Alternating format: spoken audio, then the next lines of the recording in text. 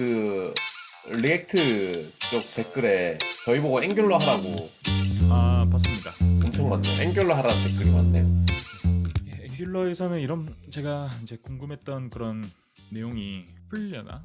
저는 사실 그렇게 생각하진 않거든요. 그거는 있어요. 일반적인 의존성 주입 있잖아요. 예, 예. 앵귤러는 기본적으로 의존성 주입을 베이스로 하고 있고, 예, 예. 이제 리액트나 이런 거 보면은 이게 결국 이제 의존성 주입은 그 리액트 프레임워크 생태계에서 의존성 주입을 하는데, 우리가 짜는 비즈니스 코드를 의존성 주입으로 짜진 않잖아요. 호출자가 뭘 호출할지를 결정해서 넘겨주고 이런 게 아니고 그냥 내가 그 안에서 바로 함수 호출해가지고 그냥 사용하는 방식이잖아요. 예, 예, 그쵸, 그쵸.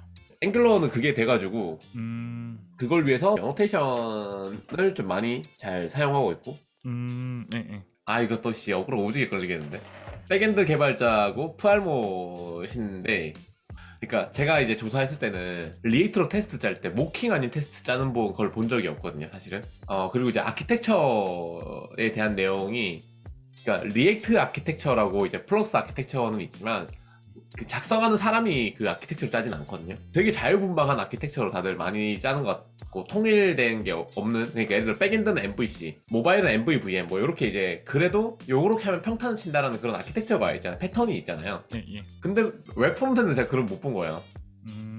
그리고 더 중요한 거는 2020년도인가 그때까지만 해도 그 MVVM 패턴을 리액트에 쓰시려고 하는 것들을 좀 많이 본 것 같은데, 요즘은 그런 얘기들이 좀 안 보이는 것 같아가지고 이게 갑자기 해보니까 안 됐나? 왜 이제 이거에 대한 얘기들이 별로 없지? 그리고 이제 테스트나 이런 것들이 안드로이드나 iOS 쪽 보면 뭐 한국 자료들 중에서도 뭐 테스트나 아키텍처나 디자인 패턴이나 이런 내용들이 그래도 제법 있거든요. 근데 이제 웹 프론트엔드에서는 왜 그게 잘 없지? 라는 생각이 요즘 좀 들었습니다. 약간 그거를 좀 해보려고 그랬어요. 그러니까 저 같은 경우에는 지금 제가 회사에서 그렇게 하고 있다는 건 아닌데, 프론트에서 이제 API 호출하잖아요. 근데 API 호출하는 영역을 저는 API 호출로 안 보려고 그러거든요. 관점을. 네네. 네. 하나의 어떤 그 API를 통해서 데이터를 조회해오고 저장하고 레파지토리죠. 하는, 예? 레파지토리에 가깝다. 예, 레파지토리로 보려고 하고 있어요. 근데 회사에서는 저는 API 개념으로 일단 해놓긴 했었는데, 그렇게 하다 보니까 좀 그거는 방향이 맞지 않는 것 같아가지고, 이제는 좀 바꿔가지고 레파지토리 개념으로 바라보고 해야겠다. 약간 레이어도 저는 서비스라고 예전에 저 이제 대열바닥 방송에도 몇 번 언급을 했는데, 서비스 레이어 말고 이번에는 한번 레파지토리 레이어로 뭐 개념을 잡고 해봐야겠다라고 해서 이제 게임 프로젝트 같은 거 할 때 뭐 그렇게 시도를 좀 했었고, 사실 그 API를 통해서 하든 그게 뭐 로컬 스토리지든 간에 상관없이 네, 맞아요. 인터페이스만 그냥 바로 갈아 끼면은 또 이제 작동도 하고, 또 그렇게 함에 따라서 의존성 주입도 되면서 테스트도 모킹을 쓰지 않고 이제 짤 수 있는 그런 형태로 하려고 시도를 했었어요. 되긴 네. 돼요. 개인적으로는 좀 마음에 들었는데, 그래서 네. 그런 거를 호돌맨의 유절복통 쪽에서 한번 잠깐 한번 다뤄볼까 그런 생각이 좀 들었었어요. 아직 커리큘럼상 바로 진행할 때는 아닌데, 그래서 나중에 한번 다뤄보면 재밌을 것 같다. 그건 저도 완전 동의해요. 그래서 팀에 설명할 때도 이게 실제로 이제 뭐 쿠키에서 가져오던가 로컬 스토리지 쓰던가 뭐 네, API에서 가져오던가 그거는 이제 레파지토리 레이어에서 해야 될 일이니까 그건 교체하기 쉬운 형태로 가져가고, 이게 또 그렇게 되면 좋은 게 XOS 쓰다가 뭐 또 다른 어떤 HTTP API로 교체한다고 해도 우리가 별로 부담이 없잖아요. 예, 맞아요. 근데 이제 그냥 순수 API로 바라보고만 하면 그런 건 더 힘드니까 예. 그게 생각보다 잘 이렇게 적용되진 않더라고요. 그러니까 뭐 말하는 것과 별개로 그냥 이제 예. 그래서 저도 사실 잘 적용 못하고 있는데, 기존 프로젝트를 레이어를 좀 나누면서, 다는 아니더라도 조금씩 나눠보면서 DI 쪽을 좀 적용을 하려고, 그리고 맞아요. 된 부분도 있는데 DI 쪽 좀 적용하는 게 저는 좀 힘든 게 있어가지고 좀 예쁘게는 안 됐는데 그래도 좀 개선을 해보고 있다. 이게 희한하게 스위프트나 안드로이드 보면 클래스 많거든요. 그쵸. 예. 다 클래스잖아요, 사실은. 예, 맞아요. 근데 왜 웹 프론트엔드는 클래스 잘 안 쓰지? 저번에 얘기하셨던 그 이제 클래스의 범위를 어디까지 바라보고 이제 적용할 것인가.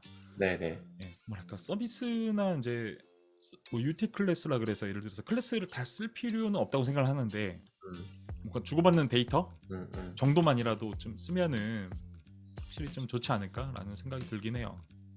사실 화면 렌더링 되는 영역 빼고는 다 클래스 쓰고 싶긴 하거든요. 디펜던트 인젝션 도구가 네. 좀 무난하게만 되어 있다면. 예. 우리 그러니까 서비스나 레파이터리 레이어도 클래스로 만들면 진짜 편하잖아요. 아 그쵸. 예, 바꾸기 진짜 쉽잖아요, 사실은. 예 맞아요. 그래서 이거 이거 함수로 DI가 안 되진 않겠지만 막 고차 함수 써야 되거나 막 그런 경우도 있어가지고 그래서 이거 내가 잘 몰라서 그렇겠지? 요즘은 그냥 하다가 항상 그 생각이 내가 잘 몰라서 그렇겠지?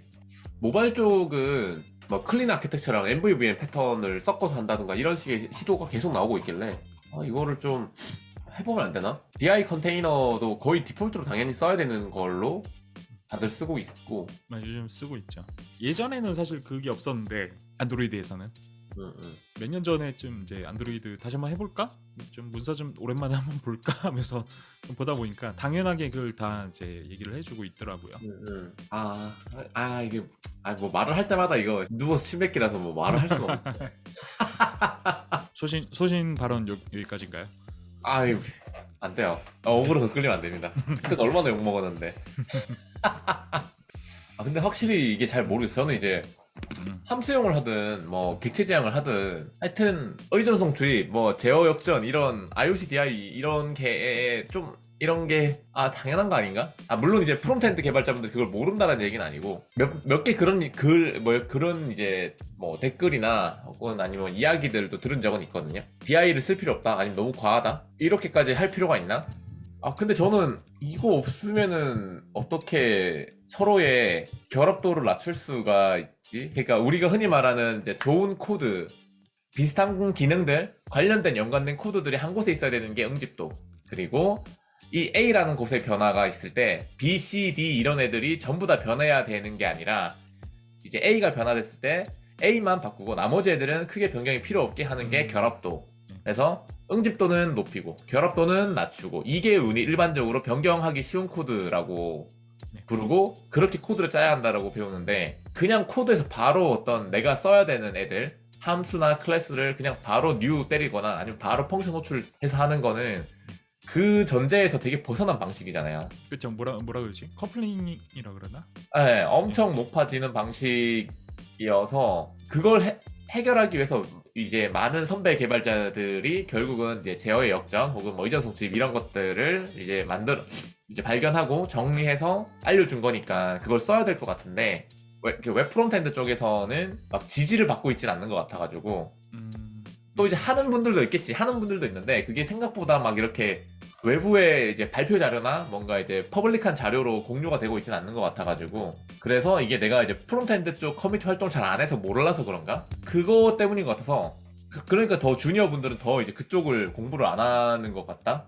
라는 생각도 좀 많이 들었고 이거를 어떻게 하지? 라는 생각을 요즘 좀 많이 듭니다. 그러니까 이제 우리가 이제 일반적으로 DI라는 걸 쓰기 위해서는 좀 살짝 좀 복잡해지긴 하잖아요. 그냥 바로 함수 호출하는 코드 한 줄만 넣으면 되는 거를 기어이의 인터페이스 뽑아가지고 그거를 막 주입받고 펑션 그거 맞아 그런 것들을 해야 되니까 과해지긴 하지.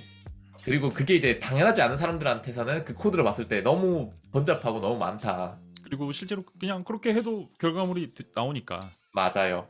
그렇지만 우리가 짜야 하는 코드는 오늘의 요구사항을 대응하면서도 내일의 변경사항도 대응을 해줘야 되는 게 우리가 일반적으로 짜야 되는 코드의 목표잖아요. 예. 그렇죠. 근데 이제 오늘의 요구사항만 달성한다고 되는 게 아니니까 요거를 한번 내 나름대로 정리를 해서 리액트에 딱 리액트만 가지고 하는 건 아니고 리액트 라이브러리 몇 개를 가지고 조합을 해서 블로그에 써봐야 되겠다 라고 생각을 하고 요즘 좀 이렇게 작업을 해보고 있긴 하거든요. 나중에 다 정리가 되면 개발바닥에서 한번 공유를 드리겠습니다. 왜냐면은 우리 리액트 좀 얘기했을 때 댓글들 딱 봤을 때 막 엄청 속 시원하게 해결되진 않았잖아요. 네, 사실 네. 저는 사실 그냥 그대로였어요. 그래서 저도 이해는 한다지 설득은 된 건 아니거든요. 네. 그래 너의 입장을 이제 이해한다. 그럴 수 있지. 그니까 그게 안 답답하냐 이거거든요. 제 얘기는. 맞습니다. 그렇게 그런 이유가 있어가지고 그렇게 된 건 알겠다. 예를 들어 코틀린으로 그냥 순수 함수로 짤 수 있지만 저희가 이제 기어이 그걸 의존성 주입으로 막 푸는 이유는 그걸로 해야지만 나중에 변경이 대응하기가 유리했다라고 생각을 하고 경험을 했기 때문이거든요. 그래서 그거를 조금 이제 그런 얘기 하세요. 그러니까 이제 리액트도 의존성 주입한다. 프로바이더 이제 써가지고 한다. 그러니까 그 리액트 라이브러리가 하는 그거 말고 내가 짜는 코드가 의존성 주입 형태로 짜느냐가 중요한 것 같아요. 리액트에서 그런 막 기능을 지원하는 게 문제가 아니라 내가 그러니까 엑시오스 호출할 때 전역 변수처럼 만들어 놓은 크리에이트 인스턴스로 만들어 놓은 전역 변수로 있는 엑시오스 객체를 그냥 바로 호출하느냐, 아니면은 걔를 감싸고 있는 우리만의 HTTP 클라이언트 인터페이스가 있고 그걸 내가 뉴에서 쓰는 게 아니라 뭐 함수 인자로 봤던 고차 함수 인자로 봤던 혹은 뭐 이제 DI 컨테이너를 통해서 봤던 어쨌든 내가 직접 생성해서 하는 게 아니라 외부의 주입을 받아서 쓰는 형태로 짜느냐, 이거의 차이가 있다는 거죠. 예, 예. 자꾸 마이너스 감점을 하고 있는 프론트엔드 개발자들이 인포를 자꾸 실하게 만드는 발언들을 하네요. 그렇습니다. 요즘 그래서 고민이야. 그러니까 이게 왜 안드로이드랑 iOS는 이제 디펜던시 인젝션 다 쓰고 있는데 이제 웹 프론트엔드에서는 그걸 잘 좋아하지 않으실까? 난 프론트엔드 공부를 왜 이렇게 안 했을까? 공부 좀 열심히 할 걸. 그런 생각을 많이 합니다. 리크에서는 근데 아무리 그 이전부터 봐도 클래스를 다루기가 좀 힘든 것 같다. 고수 프론트엔드 개발자분들이 좀 한번 나오셨으면 좋겠는데. 그러니까 사실 솔직히 얘기하면 개발 바닥에 나오신다기보다도 뭐 설명을 좀 듣고 싶어요. 맞아요. 네, 직접 코드로. 그러니까 뭐 이렇게 해가지고 이렇게 해서 이렇게 됐다라고 얘기는 많거든요. 왜 이렇게까지 왔는지. 네, 맞는데 그러니까 그거는 이해를 한다 이거죠. 그러니까 그러면은 어떻게 더 좋게 만들 수 있냐에 대해서는 결국 코드가 없잖아요. 그러니까 코드를 좀 보고 싶어요. 그러니까 어떻게 해결을 해 나가시는지. 누구인지를 찾는 것부터인 것 같아요. 그러니까 제가 어쨌든 인맥이 프론트엔드에 막 이렇게 이제 막 많진 않아가지고. 네, 네. 그래서 약간 직군을 제가 만약에 정리를 좀 한다면은 세계 직군협회가 회장님처럼 이렇게 딩해가지고 백엔드랑 프론트가 있는 게 아니라 뭔가 뭐라 그럴까요? 중간이니까 뭐 미들 레이어라고 해야 되나? 미들 디벨로퍼라고 해야 되나? 그러니까 미들 디벨로퍼가 있는데 이게 좀 더 백엔드, 그러니까 웹 애플리케이션과 좀 더 인프라나 그쪽으로 좀 더 역량이 집중된 그 영역이 있고, 또 하나는 또 백엔드 기본 웹 애플리케이션인데 웹 애플리케이션 플러스 약간 프론트 쪽으로 더 역량이 집중된 사람이 있고, 약간 이런 식으로 분리되면 어떨까 하는 그런 상상을 해봤어요 주말에. 그러니까 뭔가 과도기에 있는 거 아닐까? 라는 생각이 들기도 하고요. 또 갑자기 한 3, 4년 뒤에 아예 뭔가 완전 판도가 또 달라져 있을 수 있는 거잖아요. 예를 들어서 맞아요. 제가 힙합 음악을 되게 좋아했을 때 2004년, 5년 그때 그 당시에 이제 래퍼들도 그 시기가 과도기라고 그때 당시에도 얘기를 하고 다녔었거든요. 그리고 나서 2010년 넘어서 나온 힙합 음악들은 완전히 그때랑 다른 음악이란 말이에요. 네네. 그러니까 그런 2010년 이후에 나온 음악이 2004, 5년으로 가서 만약에 그 래퍼들에게 들려준다면은 이게 뭐야? 이게 왜 이게 음악이야? 이런 식으로 반응을 아마 보였을 거예요. 아마 총 맞았을 것 같아. 그런 거 들고 왔다. 근데 지금 2010년 되고 나서 어쨌거나 사람들이 그 음악을 좋아하고 그게 결국 뭐 시장이 된 거니까 되게 당연시되고 그만큼 또 메이저로 올라오고 그렇게 됐는데, 지금도 이제 프론트도 지금은 이런 저희 기준에서 봤을 때 이런 문제점들이 있지만 그런 것들이 나중에 어떤 계기가 있다면은 되게 완전히 판도가 달라진 상태로 멋지게 좀 해결되지 않을까 그런 생각이 듭니다. 뭔가 이런 문제가 없는 건 세상에 없으니까 이런 얘기 하는 것 자체가 어떻게 보면은 되게 좋지 않나? 뭐 이런 얘기 한다고 해서 뭐 누가 총을 쏘거나 그러진 않잖아요. 그렇죠. 네, 이런 것 자체, 이런 얘기를 할 수 있다는 것 자체, 이 문화 자체가 되게 좋지 않나라는 생각이 들고요. 또 그걸 가지고 이제 또 뭔가 댓글을 달면서 뭐 네가 맞니, 내가 맞니, 뭐 욕을 할 수도 있고, 그런데 저는 그것 자체도 좋다고 생각해요.